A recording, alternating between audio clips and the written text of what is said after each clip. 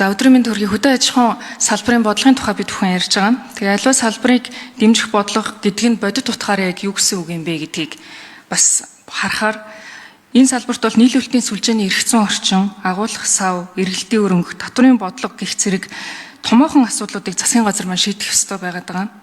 Гэтэл ингээд салбарын яамны нэг ойлгомжгүй үйл ажиллагаа эрхлээд байдیں۔ Энийг өнөөдөр бас ярихгүй болохгүй байна. 21-22 оны тогтоолоор гарсан юм байна. Мал аж ахуй газар тариалангийн салбарт амжилттай ажиллаж байгаа малчид тариачдад шалгаруулж шагналын бэлгийн тооллын хаврын тэргуун сарын 1-ний өдрөөс эхлэн гардуулдаг уламжлалтай. За тэгээд энэ тогтоолын дагуу улсын аврах сайлчинд 4 сая төгрөг, авраг фермерт 5 сая төгрөг, улсын авраг малчин, улсын хошоо авраг тус бүрийг дурсгалын цом, мөнгөн аяг, гуйлан бүслүүртэй модон хувин, өргөмжлөл, ингрийн тэмдэг, үнэмлэх бусад зүйлсээр 10 сая төгрөг, улсын авраг тариаланч хамт олон тус бүрийг 5 сая төгрөг, улсын авраг тариаланч тус бүрийг 3 сая төгрөг гэх мэтээр шагнахыг болж урамшилсан юм байна. За энэнийх нь үр дүнд болохоор сүүлийн 2 жилээр хараад үзэхээр 207 хүнд 2023 онд 1.7 тэрбум төгрөгийг зарцуулсан байна. 24 онд бол 292 хүнд 2.4 тэрбум төгрөгийг хүнс хөдөө аж ахуйн хөнгөн үйлдвэрлэлийн яамнаас бол гарсан байгаа маань. Тэгэд энэ салбарт бол 300 мянган хүн ажилдаг, улирлын чанартай үйл ажиллагаа явуулдаг, тогтвортой санхүүжилтийн систем үүсэх боломжгүй учраас маш олон хүмүүс шантарч энэ салбараас бол гарч байгаа.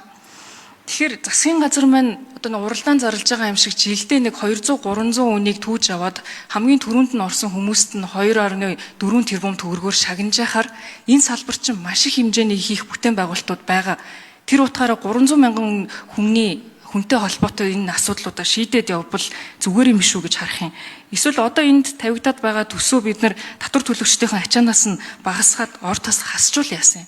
Нэг айлын хүүхэд нэг юугаа халагчилж үзэж байгаа юм шигээр бид нэр ингэж ялгарцтай байдлаар одон медаль тарааж иргэдээ бас ингэж талцуулах шаардлагагүй юм шиг харагдаж байгаа. Мэдээж хэрэг энэ салбарт ажилласан энэ шагналыг авсан хүмүүсийг бол буруутгаагүй хөдөлмөрөө эхлээд хөдөлмөрөө үнэлүүлж байгаа.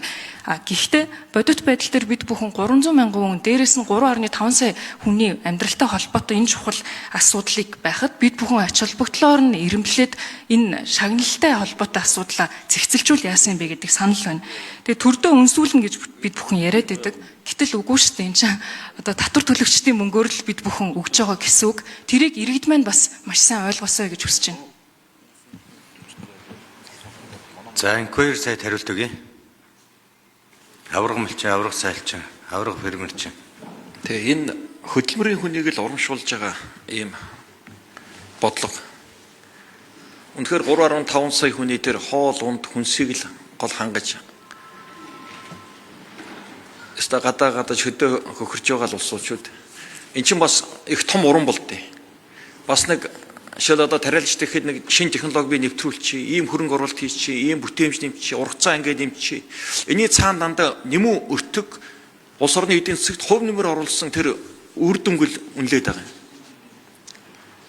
Тэр малчин гэхэд л бас өөр хүнийг бусдыг малжуулсан, орон нутгийн тэр хөгжлийн бодлогод оролцсон, малынхаа үйлдвэр угсааг сайжруулсан, нэг малаас авах ашиг шимийг бий болгосон гэд дандаа цаана хөдөлмөрийн өгөөж бүтээмжийг үнэлээд байгаа. Тэгэд энэ урамшуулах бодлого цаашдаа явах зүйтэй гэсэн ийм байр суурьтай байдаг. Харин жоохон агуулгын жоохон өөрчлөх ийм зайлшгүй шаардлага байгаа. Жишээл газар тариалангийн бүс нутагт бол энэ авраг малчин шалгаруулад авах шаардлагагүй. Илүү фермерийн аж ахуй, эрчимцэн аж ахуй, илүү тариалан талдаа яваад бусад одоо уламжлалт мал аж ахуйтай салбартаа бол энэ авраг малчныхаа бодлогыг цааш үргэлжлүүлээд явах нь зүйтэй гэж үзэж байгаа юм. Гэтэ болцлыг улам л нөгөө бүтээмжлүүгээс хөшүүргдэх хэрэгтэй болов уу гэж бодож байна. Ашиг шимээ сайжруулсан, бусдад одоо сайн тусал дэмжсэн, ажлын байраар хангасан тэр талын одоо үр дүнг буюу шагнал олгоход шалгуурыг нэлээд чангадахд бас зүйтэй гэдэгтээ санал нэг байна.